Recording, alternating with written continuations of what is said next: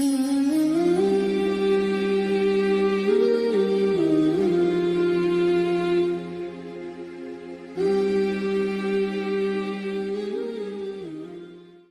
صلی علی عبدک و رسولک و حبیبک سیدنا محمد النبی الامی وعلی آلہ و اصحابہ و بارک وسلم تسلیما کثیرا کثیرا۔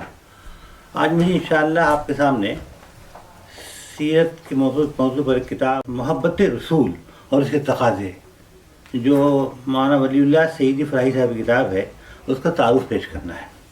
تقریباً 200 صفحات پر پھیلی ہوئی کتاب کے مواد میں 3 ابواب میں بانٹا گیا ہے۔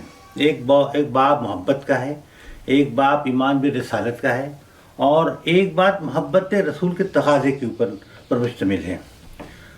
پہلے باب میں محبت کے اقسام بیان کیے گئے ہیں، اور اس کے علاوہ محبت کے مقاصد کیا ہیں یہ بتائے گئے ہیں، اور محبت کے مراتب کیا ہیں یہ بتائے گئے ہیں۔ مراتب محبت میں جو بات بتائی گئی ہے وہ یہ ہے کہ محبت اور حب کا ایک مفہوم جو حب الہی کا ہے، اور محبت رسول ایمان کا جز ہے۔ یعنی اگر رسول سے، ذات رسول صلی اللہ علیہ وسلم سے محبت نہ ہو، تعلق نہ ہو، تو ایمان کہ سوالی نشان پیدا ہو جائے گا۔ ایک بات جو کی گئی ہے جس سے میں اتفاق نہیں کرتا، وہ بات یہ ہے کہ محبت اور عشق میں فرق بیان کیا گیا ہے۔ دراصل یہ عربی زبان کا مسئلہ ہے۔ عربی زبان کا جو عرف ہے وہاں عشق جس معنی میں بیان ہوتا ہے، جسے اردو میں ہم عشق مجازی کہتے ہیں۔ اردو زبان میں عشق کی تمیز میں عشق مجازی حقیقی جو ہم فرق کرتے ہیں، اور ہمارا جو عرف ہے اس میں عشق کوئی ناپسندیدہ چیز نہیں ہے۔ عربی زبان میں اور عربی زبان کے جو ماہرین ہیں جب اس موضوع کو لکھتے ہیں اور اردو عرف اور اردو تہذیب، اردو روایت کو نظر انداز کرتے ہیں، تو یہ بات کہتے ہیں۔ یہ بات دوسرے لوگوں نے بھی کہی ہے، اور جن لوگوں نے بھی کہی، جتنے بڑے بھی لوگ ہوں وہ بہرحال ہمارے لیے ناقابل اطلاع، ہمارے لیے غور کرنے کی چیز نہیں ہے۔ مصنف نے لکھا ہے کہ اسلام میں عشق کی کوئی گنجائش نہیں ہے۔ اس لفظ کا پاکیزہ محبت کے حوالے میں قرآن و حدیث میں ذکر نہیں ہے۔ اس کے لیے انہوں نے لغات کو کوٹ کیا ہے، اس کے لیے انہوں نے مختلف عربی مصنفین کے کوٹیشن دیے ہیں، اور ایک حدیث جس میں لفظ عشق آیا ہے جو منفی معنی میں ہے، جہاں ایک خاتون کے عشق کی وجہ سے ایک شخص نے اپنے ایمان اور اپنے کردار کو برباد کر لیا تھا، اس حدیث میں اس لفظ کا استعمال کیا، بتایا ہے کہ یہی ایک حدیث ہے جہاں ذکر آیا ہے لفظ عشق کا، اب وہ منفی معنی میں، برے معنی میں، یعنی پاکیزہ مفہوم میں عشق کا تصور جو ہے وہ قرآن و حدیث میں یا عربی زبان میں نہیں ہے۔ مسئلہ یہ ہے کہ ہم جو اردو والے ہیں، ہم جس عرف کے لوگ ہیں، وہ اسے قبول نہیں کر سکتے۔ ہمارے ہاں غالب کو عشق نکما کر دیتا ہے، عشق مجازی ہے، لیکن جب اقبال کے ہم آتے ہیں تو عشق کا مقام بہت بلند ہو جاتا ہے۔ اقبال کہتے ہیں عشق کی ایک جس نے طے کر دیا قصہ تمام۔ اقبال کہتے ہیں بے خطر کود پڑا آتش نمرود میں عشق۔ اقبال فرماتے ہیں عشق دم جبرائیل، عشق دل مصطفیٰ، عشق خدا کا رسول، عشق خدا کا کلام۔ یعنی ہمارے ہاں اردو روایات میں عشق کا مقام بہت اونچا ہے۔ عشق تمام مصطفیٰ، عقل تمام بولہب، قوت عشق سے ہر پس کو بالا کر دے، دہر میں اس میں محبت سے اجالا کر دے۔ تو میں یہ کہہ رہا تھا کہ اس کتاب میں، کہ اس ایک پہلو سے مجھے اختلاف اتفاق نہیں ہے کہ اس میں جو قاری ہے، جو اردو زبان کا قاری ہے، اس کے عرف کا اور اس کی تہذیب کا اور اس کی نفسیات کا لحاظ نہیں رکھا گیا ہے۔ اس ایک بات کو چھوڑ دیجیے تو یہ کتاب بہت مفید ہے اور اپنے موضوع پر ایک مکمل کتاب ہے۔ کتاب کا جو دوسرا باب ہے وہ ایمان بالرسالت پہ ہے، اور اس باب کی خاص بات یہ ہے کہ یہاں ایک بحث کی گئی ہے رسول اور نبی کا فرق بیان کیا گیا ہے۔ یہ بات بتائی گئی ہے کہ جو بھی رسول ہوگا وہ نبی لازماً ہوگا، ہر رسول نبی ہوتا ہے لیکن ہر نبی رسول نہیں ہوتا ہے، اور کیونکہ یہ کتاب محبت رسول پہ ہے اس لیے رسول کے حوالے سے بات کہی کہ رسول کی ضرورت کیا ہوتی ہے اور رسول کی ذمہ داری کیا ہوتی ہے، اور رسالت کا عقیدہ کیا ہے۔ آپ یہ سمجھ لیجیے کہ رسالت کے عقیدے کی خاص بات یہ ہے کہ ایک اصولی عقیدہ ہے کہ ایک رسول ہوتے ہیں، اور ان رسولوں میں حضور صلی اللہ علیہ وسلم، صلی اللہ علیہ وسلم ایک رسول تھے۔ یہ تو عقیدے کی تصور ہے، لیکن رسالت یہاں ختم نہیں ہوتی ہے، بلکہ اس ذات سے تعلق، اس سے محبت، اس سے انس، اور اس پر اپنی جان قربان کر دینے کی آمادگی اگر یہ نہ ہو تو یہ نیری عقیدہ جو ہے ایک اصول کے طور پر وہ مناسب نہیں ہے۔ اس کتاب کی خاص بات یہ ہے کہ اس میں اس بات کو وضاحت کی گئی ہے کہ تصور رسالت کیا ہے، اور حضور صلی اللہ علیہ وسلم کے بحث رسول ہم قبول کرتے ہیں تو ہمارا رویہ کیا ہونا چاہیے، ہمارا طرز عمل کیا ہونا چاہیے۔ اور اس سلسلے میں حضور صلی اللہ علیہ وسلم کی رسالت کو گفتگو کرتے ہوئے نبی آخر الزمان کے حوالے سے ایک بات جو کہی گئی ہے کہ مسلمانوں کے ہاں اور بدقسمتی سے رسالت کے موضوع پر دو طرح کی چیزیں ہیں، دو انتہا کی چیزیں، افراد بھی ہے، تفرید بھی ہے۔ ایک طرف تو وہ لوگ ہیں جو صرف اصولی طور پر شہادت کی بات کرتے ہیں اور حضور صلی اللہ علیہ وسلم کا بشریت کا ذکر ویسے کرتے ہیں جیسے کہ کسی عام بشر کا معاملہ ہو۔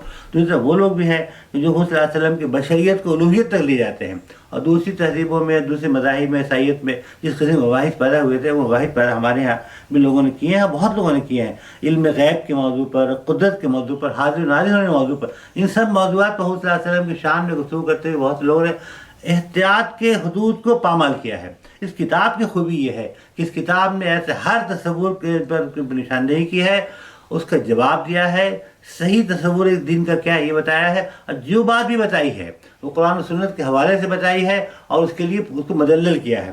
اس طرح سے رسالت کے موضوع پر جو غلط تصورات سماج میں موجود ہیں ان کے ازالہ کے لیے ایک بہت ہی مفید کتاب ہے۔ آخری باب جو ہے، اس باب میں یہ جو محبت ہے، رسول سے محبت، خصوصاً نبی آخر صلی اللہ علیہ وسلم سے محبت جو ہے، اس محبت کے حوالے سے جو بات بتائی گئی ہے کہ اس کے بنیادی طور پر دو تقاضے ہیں۔ ایک تقاضا اطاعت کا ہے۔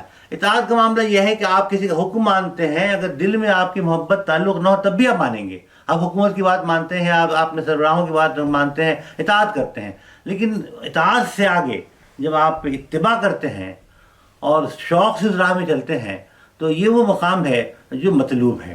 اطاعت لفظ جو ہے، حکم ماننا، اللہ کا حکم بھی ہے، رسول کا حکم بھی ہے۔ اتباع کا معاملہ صرف ذات رسول صلی اللہ علیہ وسلم سے، اس کی اتباع کہتے ہیں قدم سے قدم ملا کے چلنے کو، پیچھے چلنے کو۔ ظاہر سی بات ہے کہ قدم سے قدم ملا کے چلنے کا معاملہ جو ہے اور اسوے کی پیروی جو ہے وہ صلی اللہ علیہ وسلم کی ذات سے ہی ہو سکتی ہے۔ حضور صلی اللہ علیہ وسلم ہماری طرح بشر ہیں اور ہمارے لیے اسوہ ہیں، ہمارے لیے مکمل نمونہ ہے، اور حضور صلی اللہ علیہ وسلم کے پیچھے چلنا ہماری ذمہ داری ہے، اور وہیں سے ہمیں معلوم ہوگا زندگی کیسے گزارنی چاہیے، زندگی کا مقصد کیا ہے، طریقہ کار گزارنے کا طریقہ کیا ہوگا۔ تو وہ بتاتے ہیں کہ اطاعت کافی نہیں ہے۔ آپ اس کو یوں سمجھ لیجئے، کسی شخص کے اندر محبت نہ ہو، جبر سے وہ بات مانتا ہو، اطاعت تو کر رہا ہے وہ، لیکن اتباع کے لیے تو اس بات کی ہوگی دل میں اس کا تعلق ہو، ذات سے اس کی اطاعت کر رہا ہے، جس کی اتباع بغیر محبت کے، بغیر تعلق کے، بغیر انس کے، بغیر وارثگی کے ممکن نہیں ہے۔ تو اس کتاب میں ان دونوں کا فرق بتایا گیا ہے اور یہ بات بتائی گئی ہے کہ اطاعت مطلوب ہے، اتباع مطلوب ہے، اطاعت بھی مطلوب ہے، اتباع بھی مطلوب ہے۔ آدمی اکثر یہ ہوتا ہے، ہم غلطی کرتے ہیں کہ محبت کا ترجمہ ہم اطاعت کر دیتے ہیں۔ محبت اطاعت نہیں ہے، اطاعت محبت کا لازمی تقاضا ہے۔ ایسی کیا محبت کہ جہاں آدمی جس کی سے محبت کرتا ہو اس کی بات نہ مانے، پھر تو محبت کا مذاق ہے وہ۔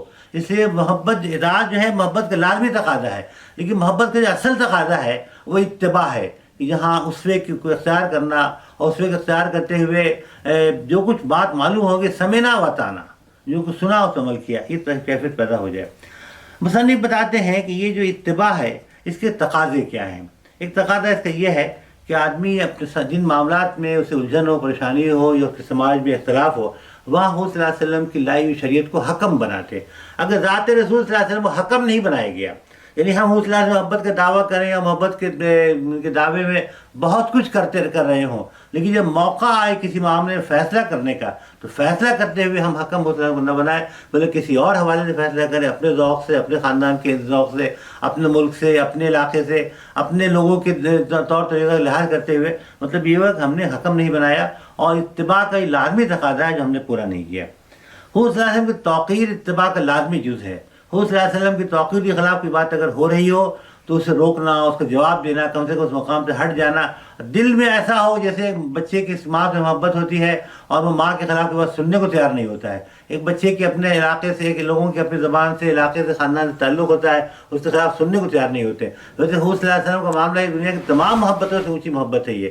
وہاں ماں باپ کوئی اس کی محبت کے مقابلے میں نہیں ہے۔ اللہ کے بعد جس محبت کے ہم ظاہری طور پر دل میں جگہ ہونی چاہیے وہ حضور صلی اللہ علیہ وسلم کی محبت ہے، اور اس محبت کے خلاف کوئی چیز اگر ہو رہی ہو تو وہاں پر ہمارا جذبہ یہ ہو کہ ہم اس کا جواب دیں، اسے روکنے کی کوشش کریں، یا کم از کم اس سے الگ ہو جائیں۔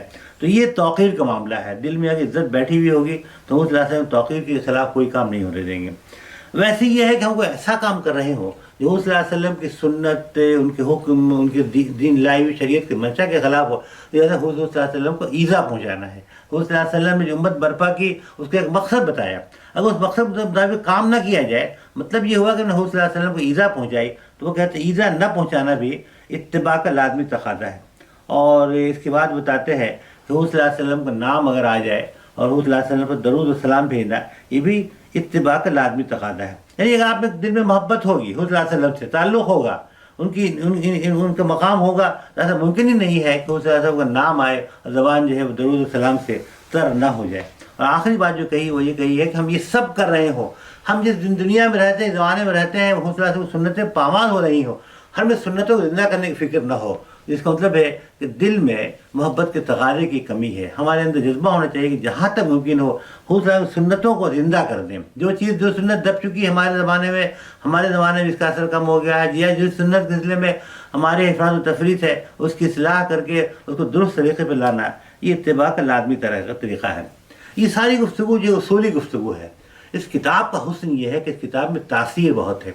تاثیر کی بڑی وجہ یہ ہے کہ پوری یہاں تک جو گفتگو ہوئی ہے وہ مدلل گفتگو ہے، قرآن و حدیث کے حوالے سے گفتگو ہے.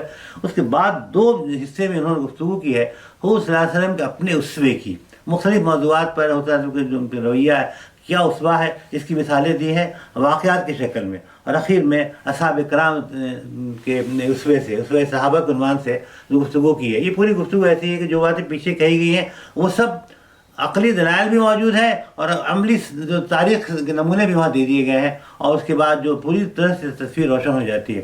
میں اس کو کہوں گا کہ ایک مکمل موضوع، ایک مکمل کتاب ہے. اس کتاب کے 3 خوبیوں کو بیان کرتے ہوئے اپنی بات میں ختم کروں گا. پہلی خوبی یہ ہے کہ کتاب علمی لحاظ سے وقی ہے.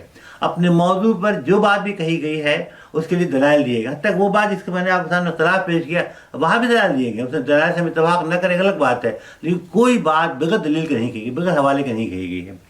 دوسری خاص بات یہ ہے کہ کتاب میں تاثر موجود ہے. تاثیر اگر نہ ہو تو سیرت پہ لکھی جانے کتاب اور مضامین کی کوئی معنویت نہیں رہ جاتی ہے. وہ اس کی تاثیر بیان کرنے کی چیز نہیں ہے.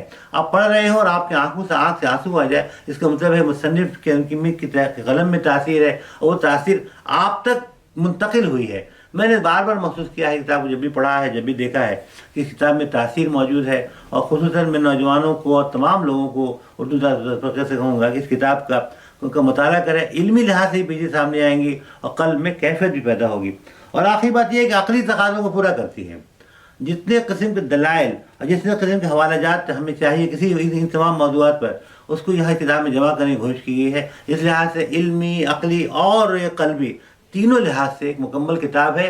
اور اپنے موضوع پر اس کتاب کی وہ حیثیت ہے کہ تمام اس موضوع کے تمام ممکنہ جو ضروری مواد ہے وہ جمع کر دیا. اللہ تعالیٰ سے دعا ہے کہ ہمیں سیرت کی یہ کتاب اور دیگر کتابوں کو پڑھنے، حضور صلی اللہ علیہ وسلم کے اسوے کو اختیار کرنے، حضور صلی اللہ علیہ وسلم محبت کو اختیار کرنے، اور محبت کے لازمی تقاضا اطاعت ہے اس پر عمل کرنے، اور اس سے آگے بڑھ کے اتباع کے تقاضے کو پورا کرنے توفیق عطا فرمائے.